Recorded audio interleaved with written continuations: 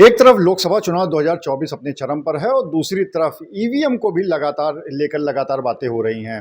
अगर हम कानपुर की बात करें तो यहाँ पे समाजवादी पार्टी के जो अध्यक्ष हैं, जिला अध्यक्ष हैं फजल महमूद, उन्होंने चुनाव आयोग को एक पत्र लिखा है और उसमें ये कहा है कि यहाँ के चुनाव में इस्तेमाल होने वाली जितनी भी ईवीएम हैं उन सबके नंबर उपलब्ध कराए जाएं। अब इसके पीछे उनका क्या तर्क है, इससे क्या होने वाला है ये तो नहीं पता, लेकिन इस पर बात करने के लिए हमारे साथ मौजूद है समाजवादी पार्टी के विधायक हसन रूमी। उनसे बात कर लेते हैं। रूमी जी, अजीबोगरीब मांग है ये, आज तक मांग इस तरह की उठी नहीं, इसका कोई मुद्दा नहीं, इसका कोई लेना देना नहीं है, इस मांग को के पीछे मतलब क्या है?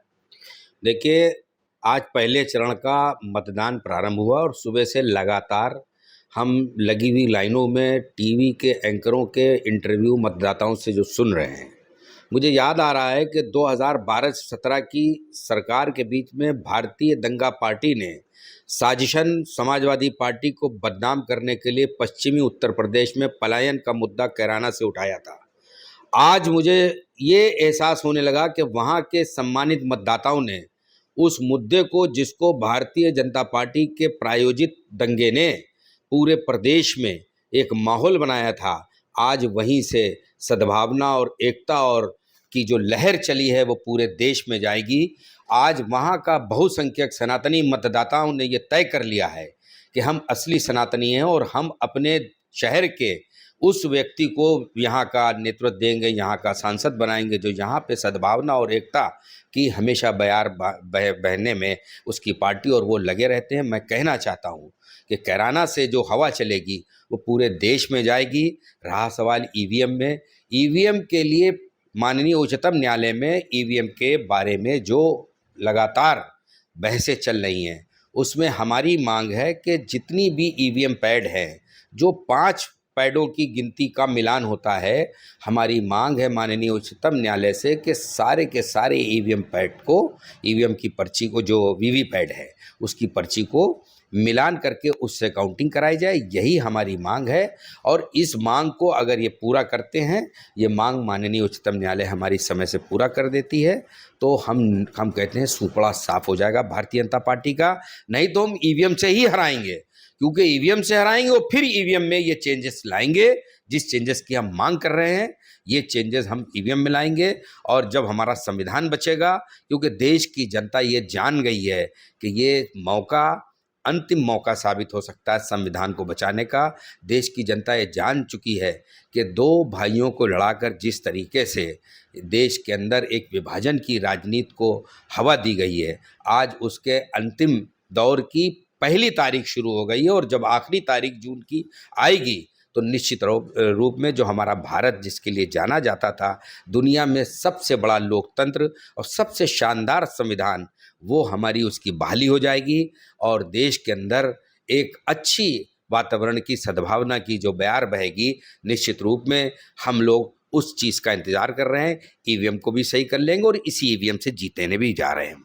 रूमी जी, आपने हमारे सवाल का जवाब बहुत घुमा फिरा के दे दिया। आपके जिला अध्यक्ष ने जो सारी नंबरों वाली ईवीएम के सारे नंबर मांगे हैं, उससे क्या होने वाला? ये अपनी तरह की अजीबोगरीब मांग है। देखिए, आपने कहा कि घुमा फिरा के जवाब दे दिया, मैंने आपका जवाब दे दिया। आप सम्मानित मतदाता हैं, बुद्धिजीवी हैं और आपने समझ लिया मेरा जवाब। क्योंकि हमारी जो मांग है माननीय उच्चतम न्यायालय के माध्यम से हम लोगों ने अपने तर्क को रखा है और हमें उम्मीद है कि हमें न्याय मिलेगा। और किसी कारणवश अगर समय को ध्यान में रखते हुए माननीय उच्चतम न्यायालय ने कोई फैसला दिया तो निश्चित रूप में हमें वो भी स्वीकार है और हम इसी ईवीएम से हराने का बहुत कॉन्फिडेंस के साथ ये आपसे दावा कर रहे हैं। क्योंकि मुझे उसी पश्चिमी उत्तर प्रदेश से ये हवा आती हुई दिख रही है जिसमें हिंदू मुसलमानों की एकता, सद्भावना, जिसमें हम लोग अपने देश को बचाने के लिए एक साथ खड़े हो जाएंगे और संविधान को बचाएंगे। ये आज हम लोग ने फैसला कर लिया है। आज हम किसी भी जात धर्म के नाम पर कोई वोट नहीं जाने देंगे, हम किसी भी मंदिर मस्जिद के झगड़े पर वोट नहीं जाने देंगे।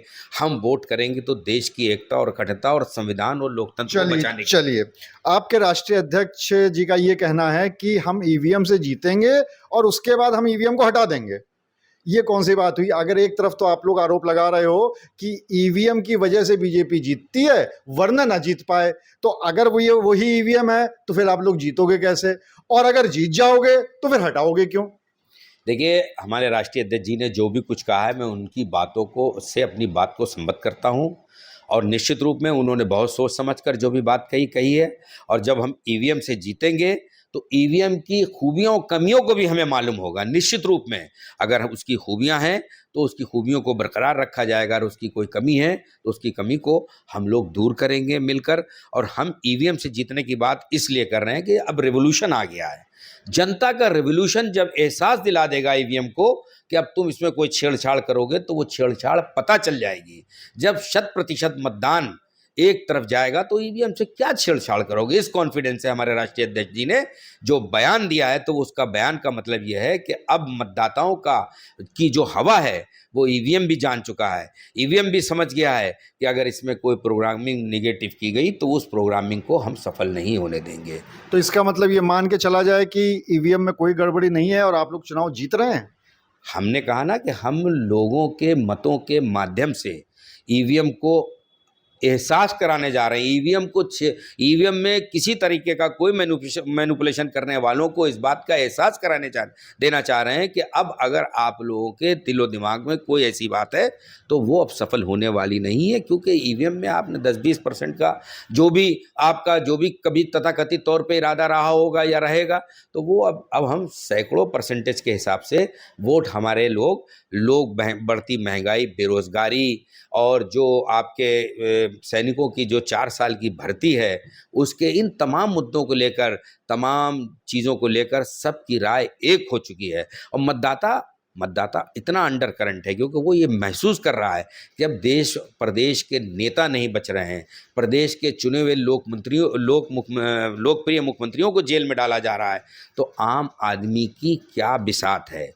तो ये कहीं ना कहीं इनको बैकफायर हो रहा है। जो चुने हुए लोकप्रिय मुख्यमंत्रियों को, लोकप्रिय विधायकों को, लोकप्रिय सांसदों को, लोकप्रिय नेताओं को जिस तरीके से ईडी सीबीआई के माध्यम से जेल भेजा जा रहा है, तो निश्चित रूप में इसका असर एक भोली भाली जनता को भी जा रहा है। सुप्रीम कोर्ट का ये कहना है कि आप लोग बेकार में हर चीज़ पे संदेह करते हैं और बहुत ही अच्छी व्यवस्था है, इससे मतदान प्रतिशत भी बढ़ा है और जो बैलेट के समय में लूट लिए जाते थे, ये सब हो जाता था, वो सब भी बंद हो गया है। सुप्रीम कोर्ट ने टिप्पणी करी है, हालांकि फैसला सुरक्षित है उस पर।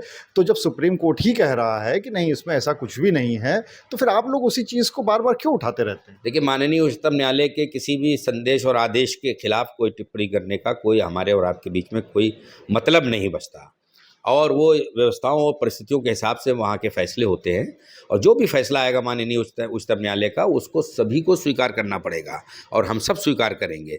लेकिन अगर किसी भी त्रुटि को हमने उसके बाद पा लिया तो हम फिर सुप्रीम कोर्ट से अपनी बात कह सकते हैं। वो दरवाजे हमेशा खुले हैं।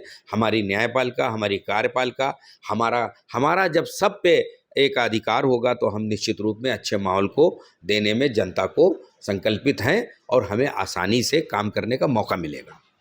7 साल पहले जब इसी प्रदेश में जब आपकी सरकार बनी थी, तो वो भी तो ईवीएम से ही बनी थी। मैंने आपसे बताया ना कि जब सरकारें बदलती हैं तो जनता के बहुतायत मतदानों से बढ़ती हैं।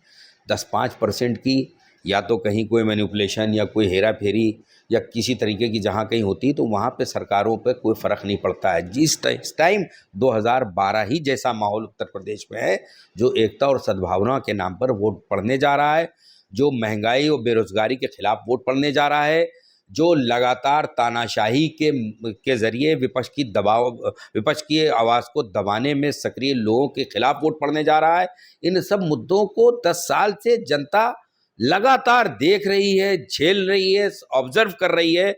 अब 5 किलो राशन के भाषण में भी अब उतनी धार नहीं बची है, क्योंकि 5 किलो के राशन का भाषण जनता को समझ में आ गया है कि हमको इस राशन से हमको अपाहिज बनाने जा रहे हैं, हमको रोजगार से वंचित रखने का ये राशन है। अब हम लोग अपने जो हमारे अधिकार हैं वो इस राशन से पूरे होने वाले नहीं हैं। हमारे बच्चे, हमारे आने वाली पीढ़ी अगर उसको हम पढ़ाएंगे लिखाएंगे नहीं तो इस राशन से हम केवल एक जगह सीमित हो जाएंगे, और जो हमें राशन देगा हमें मजबूरी में उसे वोट देना पड़ेगा। इस बात को जनता समझ गई है।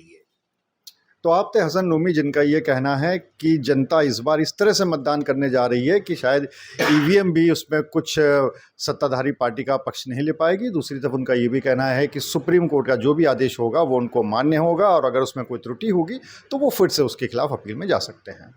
अनुराग अग्रवाल, TV9 कानपुर।